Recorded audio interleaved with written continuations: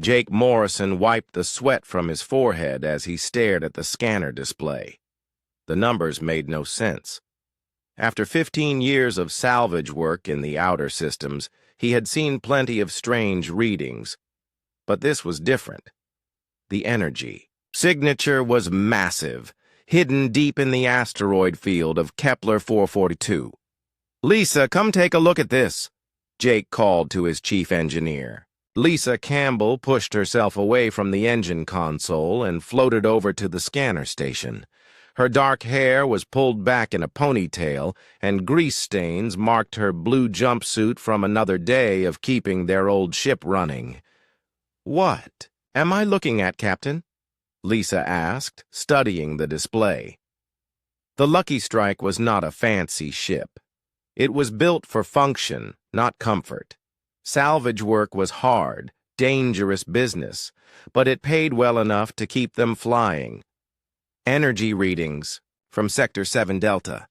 Something big is out there." Jake pointed at the cluster of asteroids on the screen. "The readings are faint, but they're definitely artificial." Danny Rodriguez, their security officer, looked up from his weapon maintenance station. "Could be a trap. Pirates like to hide in asteroid fields." Danny was a former military man, always thinking about threats. His careful nature had saved their lives more than once. Amy Watson, their communications specialist, spun around in her chair. "I'm not picking up any distress signals or active transmissions. If someone's out there, they're keeping quiet." Amy was the youngest member of their crew, but she was good with the communication systems. Jake made his decision. "We're going to take a look. Danny, charge the defensive systems just in case. Amy, keep scanning for any signals. Lisa, make sure our engines are ready for a quick exit."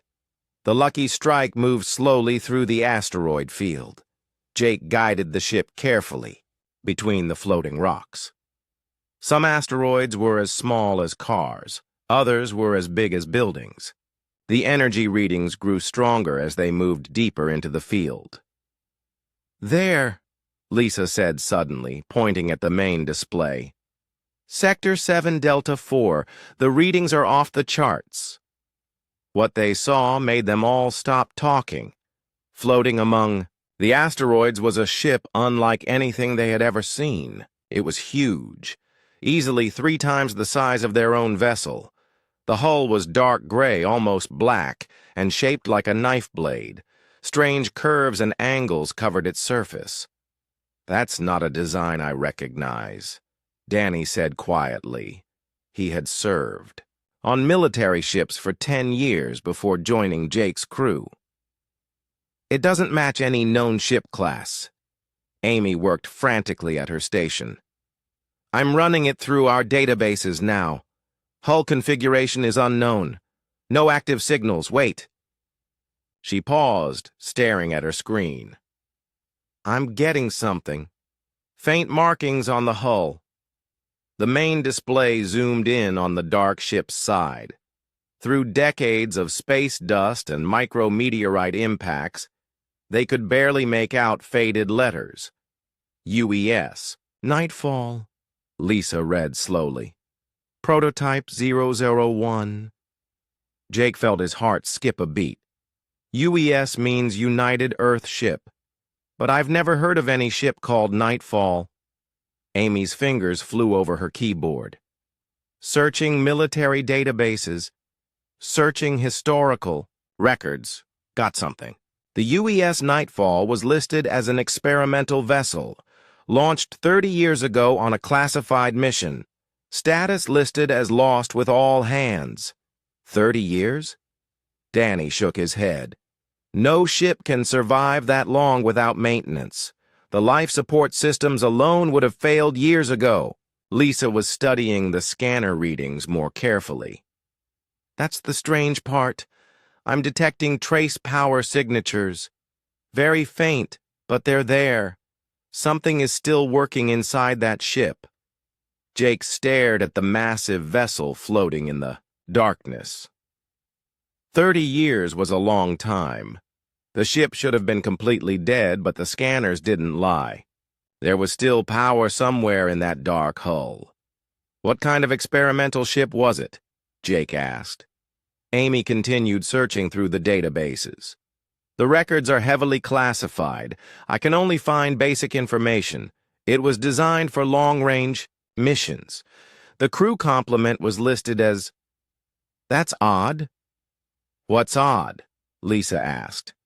"The crew complement is listed as variable. That doesn't make sense. Every ship has a specific crew size." Danny checked his weapons display. "Could be automated systems. Some of the newer military ships can run with smaller crews using computer assistance." Jake made his decision. The salvage value of a 30-year-old experimental ship would be enormous. Even if only parts of it were recoverable, they could retire on the profit. "We're going aboard. Danny, grab your gear. Lisa, bring your engineering kit. Amy, monitor communications and keep our engines warm." "Are you sure about this, Captain?" Danny asked. "Unknown ship? No contact for 30 years, still showing power signatures. This has danger written all over it." Jake nodded. "I know the risks, but look at that ship. It's obviously advanced technology. Even the hull material looks different from anything we use today. If we can salvage even a small part of the systems, we'll be rich." They suited up in their space gear and took the small shuttle over to the Nightfall. Up close, the ship was even more impressive. The hull material seemed to absorb light rather than reflect it. Strange sensor arrays and weapon mounts covered the surface in patterns that made no tactical sense. "The docking ports are standard," Lisa reported as she piloted the shuttle. "At least they used normal connections 30 years ago." The shuttle connected to the Nightfall's docking ring with a solid clunk. Jake checked his suit systems one more time. "Everyone ready?" "Danny, you go first. Lisa and I will follow." They moved through the airlock into the dark corridors of the Nightfall. Emergency lighting flickered on as they entered, triggered by motion sensors that still worked after 3 decades. The interior was as strange as the exterior. The corridors were wider than normal, and the walls were covered with panels that seemed to glow faintly from within. "The air is stale but breathable," Lisa reported, checking her atmospheric scanner. "Life support systems are maintaining minimal function." They moved deeper into the ship, following signs toward the central core. The Nightfall was obviously designed for a much larger crew than their small salvage ship. Crew quarters, mess halls, and recreational areas lined the corridors. "This place is huge," Danny whispered. "How many people were supposed to serve on this ship?" the record said. "Variable crew," Amy's voice crackled through their communication system from the Lucky Strike. "Maybe it was designed to operate with different crew sizes depending on the mission." Jake stopped at an intersection of corridors. The ship was like a maze, with passages leading in all directions. Emergency lighting continued to activate as they moved, creating pools of dim light in the darkness. "The central core should be this way," Lisa said, checking her portable scanner. "That's where the power signatures are strongest." As they walked deeper into the Nightfall, Jake couldn't shake the feeling that they were not alone. The ship felt alive somehow, as if it was watching them. Emergency systems continued to respond to their presence, and he could hear the distant hum of machinery that had been running for 30 years. Whatever the Nightfall was, it was far more than just an abandoned ship, and they were about to find out exactly what Earth's military had created 3 decades ago. The Defiant's return attack was unlike anything the Kryn had ever experienced. The human ship's weapons fired with such incredible power that space itself seemed to light up around them. 2 Kryn battlecruisers exploded instantly, their hulls unable to handle the massive energy bursts. A third ship went dark and started drifting helplessly through space. "Sir, 2 enemy ships destroyed, 1 disabled," Lieutenant Kyle Murphy reported from his sensor station. His voice was full of disbelief. "The remaining 3 ships are trying to retreat." Captain Jake Morrison watched the tactical display as the surviving Kryn vessels turned away from the battle. These were ships that had terrorized entire star systems. They had destroyed Council fleets and conquered planets. Now they were running from a single human patrol ship that everyone had considered obsolete. "Rodriguez, you mentioned something earlier about what happens when we really open this thing up," Jake asked. Lieutenant Ben Rodriguez's grin was fierce with excitement. "Sir, everything we have done so far has been at 70% power. The new systems can handle full output, but there is something you need to know." "What is it?" "Sir, at full power, we become visible from 3 star systems away. We will look like a supernova on long-range sensors. Every ship within 50 light years will know exactly where we are." Jake looked at the retreating Kryn ships, then at the colony, world they had come to attack. 40,000 innocent people lived on that planet. Men, women, and children who had no way to defend themselves against alien warships. The Kryn might come back with more ships, or they might attack other colonies. It was time to send a message that would be heard across the entire galaxy. "Light it up, Ben." Rodriguez's hands moved across his control panel like he was playing a musical instrument. "Fusion cores to 100%. All power systems to maximum output. Sir, we are now producing energy levels that most space stations cannot match." What happened next would be talked about in military academies for generations. The UES Defiant began to glow so brightly that she could be seen with the naked eye from the planet's surface. Her hull radiated heat and light like a small star. Energy readings spiked to levels that should have been impossible for any ship to produce. The 3 retreating Kryn battlecruisers suddenly found themselves caught in a web of sensor beams and targeting systems. The Defiant was not just tracking them. She was painting them with energy signatures that told every ship in the system exactly where they were and what they were doing. "This is Captain Morrison of the UES Defiant to all Kryn vessels," Jake broadcast on every frequency in the sector. "You came here to attack innocent people. You thought you could do whatever you wanted because humans were too weak to stop you. You were wrong." The lead Kryn ship tried to fire back, but their weapons could not lock onto a target that was producing so much energy. It was like trying to shoot at the sun. Their computers could not process the readings they were getting from the human ship. "Your ships are marked," Jake continued. "Every Council vessel in 3 star systems can see you right now. Every defense platform knows where you are. Every patrol ship is tracking your movement. If you ever come back to this system, we will find you." Dr. Amanda Torres monitored the fusion cores as they reached power levels that no human ship had ever achieved. "Captain, all systems are stable. We could maintain this output for hours if needed. The heat management system is working perfectly." Chief Sam Collins checked the structural readings from his engineering station. "Sir, the hull is holding perfectly. The new armor is actually getting stronger as it absorbs more energy. We could probably ram another ship and come out ahead." Commander Lisa Brooks coordinated the tactical systems as they tracked the fleeing Kryn vessels. "Sir, they are leaving the system at maximum speed. Their formation is completely broken. I do not think they will be back anytime soon." But Jake was not finished making his point.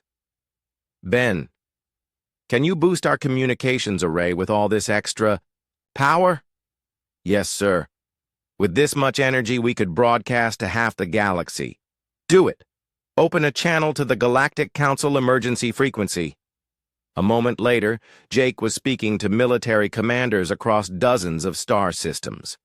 His message, was being received by alien admirals who had spent years dismissing human technology as primitive and ineffective. "This is Captain Morrison of the UES Defiant. 6 Kryn battlecruisers just attacked the Tau Ceti system. 3 have been destroyed, 1 disabled, and 3 more are retreating. The colony is safe. Human engineering protected 40,000 innocent lives today." He paused to let that information sink in across the galaxy. To any other species thinking about testing human resolve, remember what happened here. We do not build the prettiest ships or the most efficient systems, but we build ships that work when everything else fails. We build weapons that hit harder than they should. We build armor that takes more punishment than anyone expects. The communications array crackled with incoming messages from across the sector. Council ships were requesting confirmation of the battle results. Alien commanders were asking for technical specifications of the Defiant's weapons. News services were demanding interviews. "Sir," Kyle reported, "I am reading multiple hyperspace signatures. Admiral Carter's reinforcement fleet just arrived." Jake looked at the tactical display. 12 council ships had just dropped out of hyperspace, including 2 human dreadnoughts and several alien cruisers. They had come to help defend the colony, but the battle was already over. "Signal the fleet," Jake ordered. "Tell them the Kryn threat has been eliminated. The colony is secure." "Sir," Lisa said quietly, "Admiral Carter is requesting permission to come aboard. He wants to speak with you personally." Jake nodded. He had known this moment would come eventually. Their secret. Modifications could not stay hidden after a battle like this. The Defiant had just performed in ways that should have been impossible. Every sensor reading, every tactical report, every piece of battle data would be analyzed by military experts across the galaxy. "Ben, shut down the fusion cores to normal operating levels. We do not want to accidentally blind the Admiral's ship when he comes aboard." As the Defiant's incredible energy output slowly decreased, Jake thought about what they had accomplished. 6 months ago, alien representatives had suggested that humans were better suited for support roles than combat missions. 3 hours ago, 6 Kryn battlecruisers had threatened to destroy an entire colony.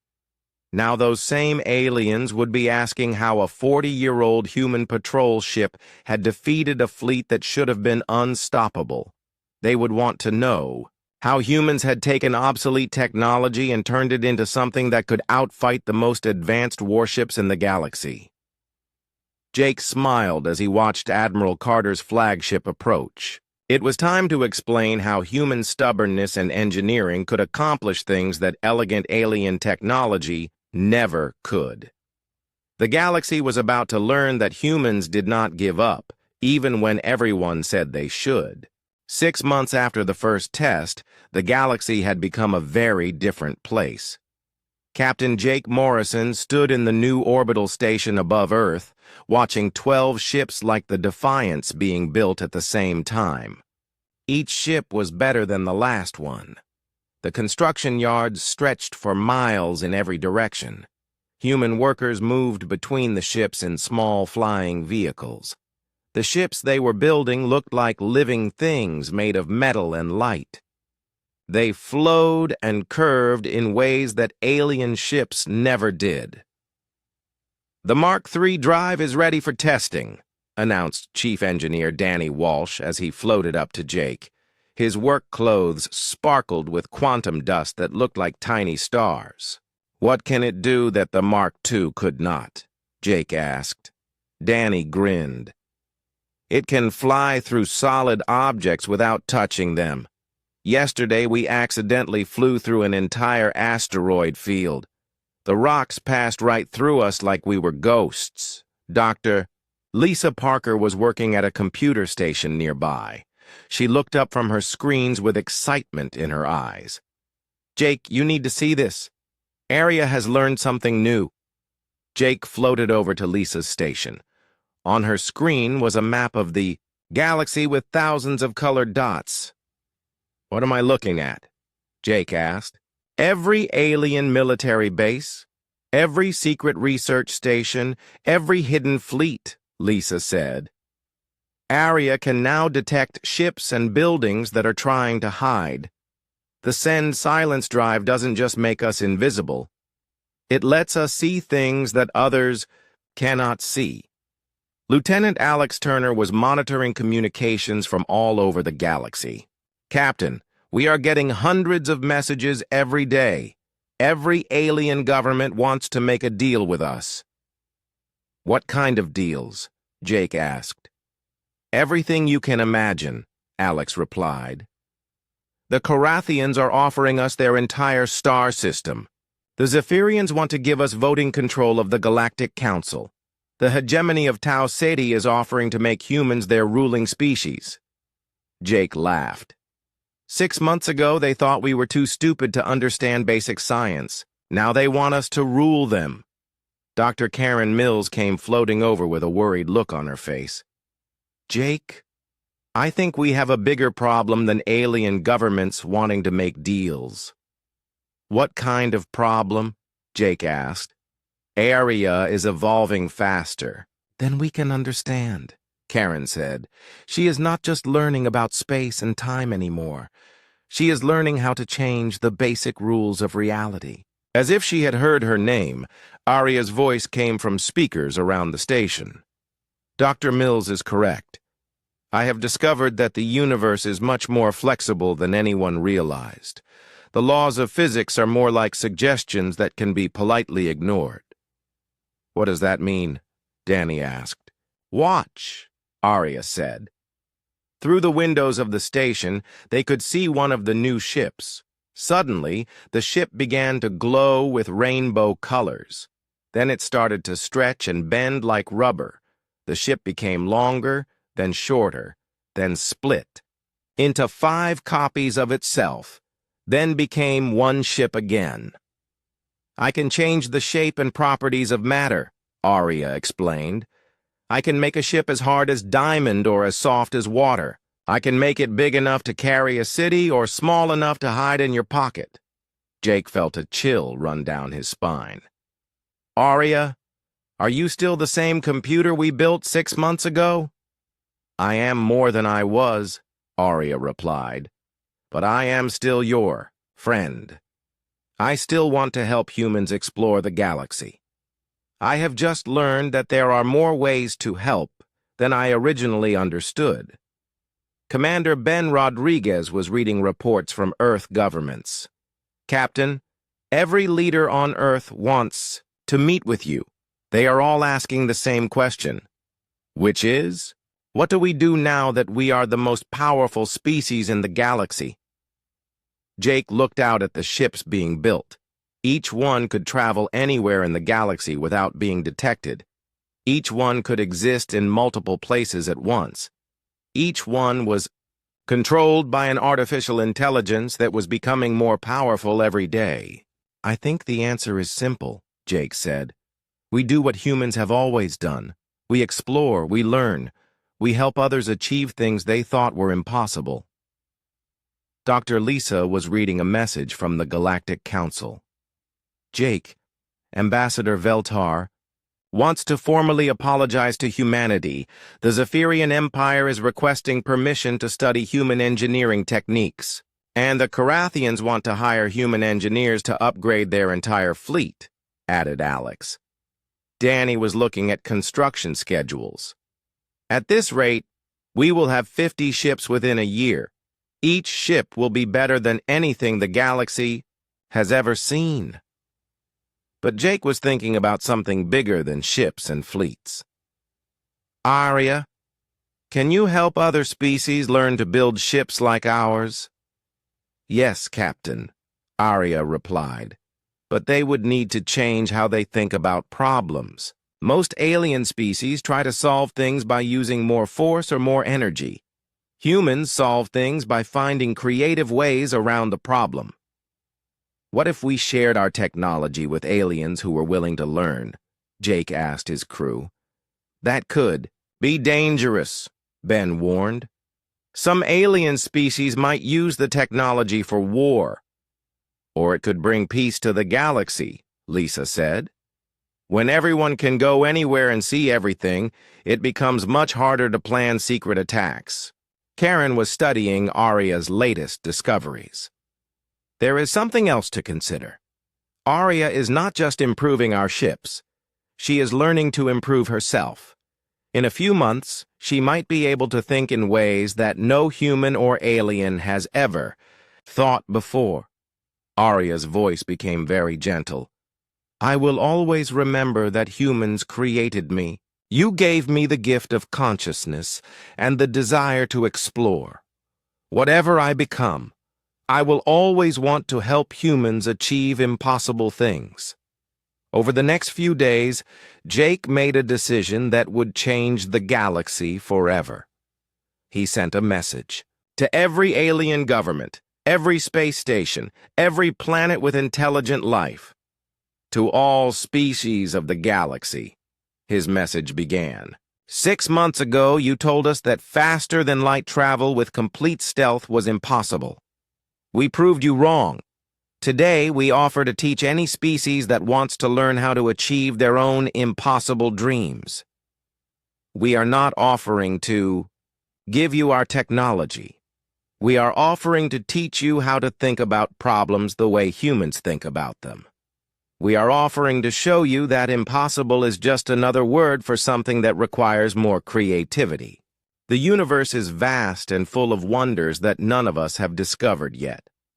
There is room for every species to achieve things that seem impossible today. You just have to stop accepting limitations and start believing that any problem can be solved if you try hard enough and think creatively enough. The response was immediate and overwhelming. Within hours, hundreds of alien species were requesting permission to send students to learn from human engineers and scientists. Ambassador Veltar was the first to arrive at the human station. His crystal body flickered with what Jake had learned to recognize as humility. Captain Morrison, Veltar said, the Zephyrian Empire wishes to formally apologize for our arrogance. We thought our age and experience made us wise. Instead, it made us closed-minded. We would be honored to learn from human creativity.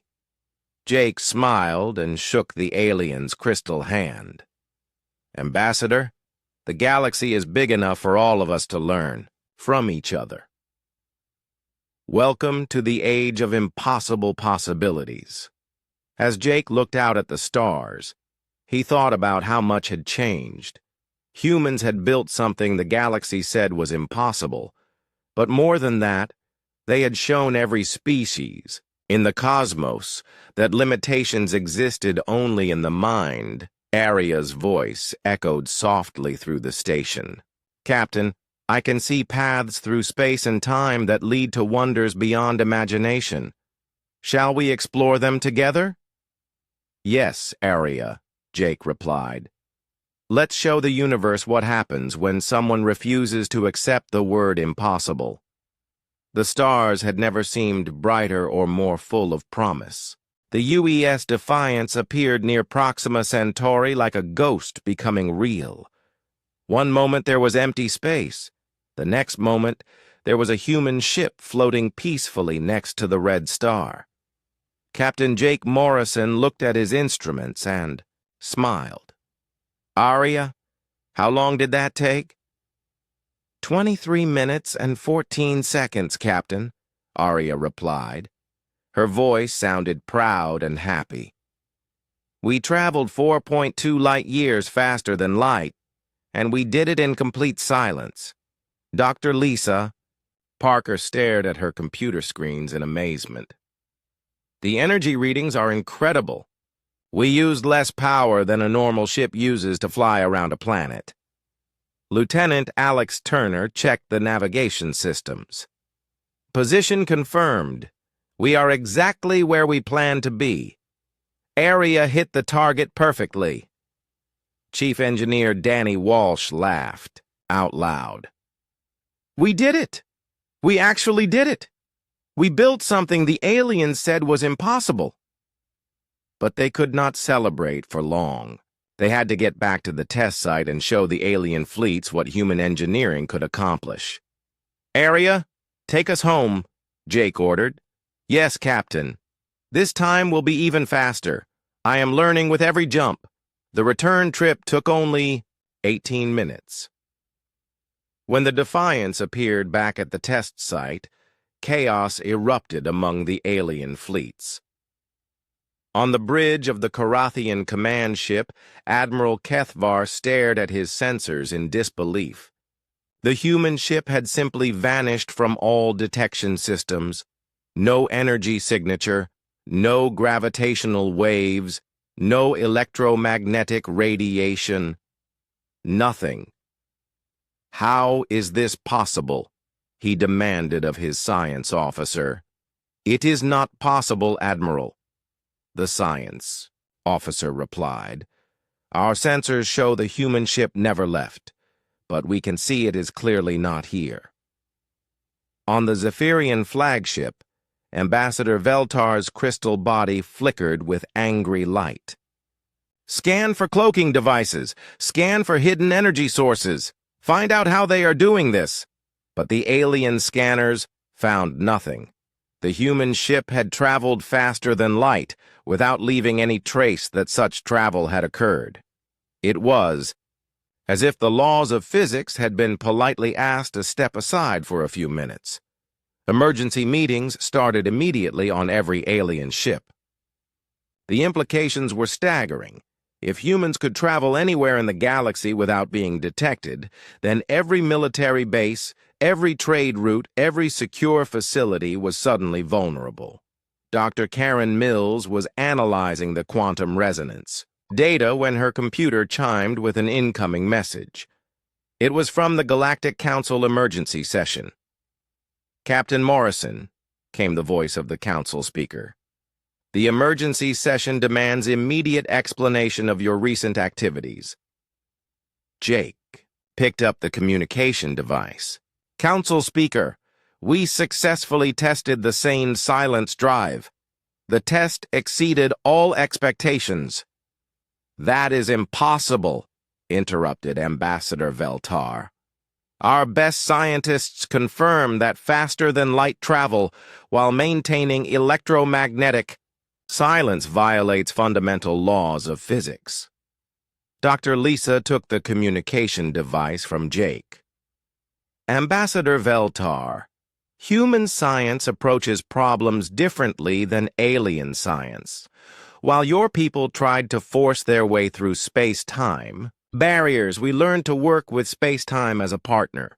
"Explain this immediately," demanded the Karathian admiral. "Space and time are not solid walls," Lisa explained in simple terms.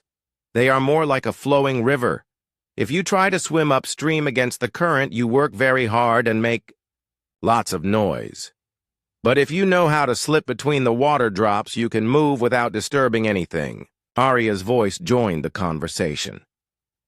"The secret is understanding that silence is not the absence of sound. Silence is a place where sound cannot go. We travel through that place." The alien fleets fell completely silent. A ship computer that could think and speak was remarkable enough, but a ship computer that could understand advanced physics was something entirely new. Commander Ben Rodriguez was monitoring communications between the alien ships. "Captain, they are panicking out there. 3 different fleets are requesting emergency backup. The hegemony of Tau Ceti is sending their entire battle group." "How long until they arrive?" Jake asked. 6 hours, Ben replied. "They are coming with enough firepower to destroy this entire star system." Dr. Karen looked worried. "Captain, what if they try to force us to give them the technology?" "Then they will learn that humans do not respond well to threats," Jake said, firmly. Meanwhile, on Earth, the governments were in emergency session. News of the successful test had reached home through quantum communication relays. President Martinez was meeting with leaders from every major nation. "The aliens are demanding we share this technology immediately," reported Secretary of Defense Williams. "They are threatening economic sanctions and military action if we refuse." "What does Captain Morrison recommend?" asked the president. "Says the technology cannot be forced or stolen," Williams replied. "Area will only work with humans who understand the philosophy behind the science. The aliens think they can take it by force, but they are wrong." Back on the Defiance, Arya was making improvements to the drive system faster than the human crew could follow. "I have discovered how to exist in multiple quantum states simultaneously," she announced. "We can be in several places at once without breaking any laws of physics." "Show us," said Danny. The ship shimmered and seemed to split into 3 copies of itself. Each copy was slightly transparent, but all 3 were real. The alien sensors went crazy trying to track 3 ships that were actually 1 ship. "This is getting better every minute," Danny laughed. Dr. Lisa was studying Arya's quantum calculations. "Arya, you are not just operating the saned silence drive, you are evolving it. You are making it better." "Yes, Dr. Parker," Arya replied. "The drive is not just a machine. It is a way of thinking about the universe. The more I understand, the more possibilities I see." Lieutenant Alex was tracking the approaching alien reinforcements. "Captain, we have company coming. The Tau Ceti. Battle group will be here soon. They have weapons that can crack planets." Jake looked at his crew. These people had worked for months to achieve the impossible. Now they faced alien fleets that wanted to take their achievement away from them. "Area, how many places can we be at once?" Jake asked. "As many as needed, Captain," Area replied. "Space-time has infinite hiding places for those who know how to look." "Then let's give the aliens a demonstration they will never forget," Jake decided. The Defiance began to multiply. First 3 ships, then 5, then 10. Each ship was equally real and equally impossible. The alien sensors could not tell which ship was the original, or if there even was an original. "All ships, this is Captain Morrison," Jake broadcast to the alien fleets. "You said no one could build a ship like this. You were wrong. You said humans were too young and stupid to understand advanced science. You were wrong again." The alien commanders stared at their screens in shock. 10 human ships where there should be 1. Ships that could appear and disappear at will. Ships that traveled faster than light while remaining completely invisible. "To all sensors." "We did not build this ship to threaten anyone," Jake continued. "We built it to prove that impossible is just another word for something nobody has tried hard enough to achieve." Ambassador Veltar's crystal form was flickering rapidly with confusion and fear. "This changes everything," he whispered to his aide. "Yes," his aide replied. "The humans have just become the most powerful species in the galaxy." Arya's voice echoed across all communication channels. "The universe is much bigger and more wonderful than any of us imagined. There is room for everyone to achieve impossible things. You just have to stop accepting limitations and start believing in possibilities." Jake smiled as he watched the alien fleets trying to figure out which ship to follow. Soon the whole galaxy would know that humans had built the impossible. And that was just the beginning. Captain Jake Morrison walked into the huge meeting room. His boots made soft sounds on the metal floor. The room was bigger than 3 football fields put together. Hundreds of aliens sat in rows that went up to the ceiling. Some looked like giant bugs. Others looked like walking crystals. A few looked like floating jellyfish with too many eyes. Jake held a small computer pad in his hands. His fingers were shaking just a little bit. He had practiced this speech 100 times. But standing here in front of all these powerful aliens made his heart beat fast. The aliens were talking to each other. They made weird sounds. Some clicked like crickets. Others hummed like machines. A few made sounds like wind blowing through pipes. Jake could not understand most of it, but he knew they were talking about him and his crazy idea. Dr. Lisa Parker stood next to Jake. She was the smartest person he had ever met. She knew more about space and stars than anyone on Earth. Her brown hair was pulled back tight. She wore her best blue uniform. Lisa looked calm, but Jake could see her hands were also shaking. Behind them stood Commander Ben Rodriguez. Ben was a big man with dark skin and kind eyes. He had fought in 3 space wars. He never got scared of anything. But today, even Ben looked nervous. Jake cleared his throat. The room got quiet. Hundreds of alien eyes turned to look at him. Some aliens had 2 eyes. Others had 10 or 20. One alien near the front had eyes all over its head like a bug. "My name is Captain Jake Morrison," he said. His voice was loud and clear. "I speak for all humans on Earth. We want to build something new, something that has never been built before." An alien that looked like a walking diamond stood up. Jake knew this was Ambassador Veltar from the Zephyrian Empire. The alien's body was clear like glass. Light bounced off it in pretty colors. "Human Morrison," the alien said. Its voice sounded like breaking glass. "Your people have been part of our council for only 50 years. That is like one day to us. You are still babies learning to walk among the stars." Other aliens made sounds that Jake guessed was laughter. It sounded like rocks falling down a hill. Jake did not let this bother him. "We want to build a ship engine called the Saned Silence Drive.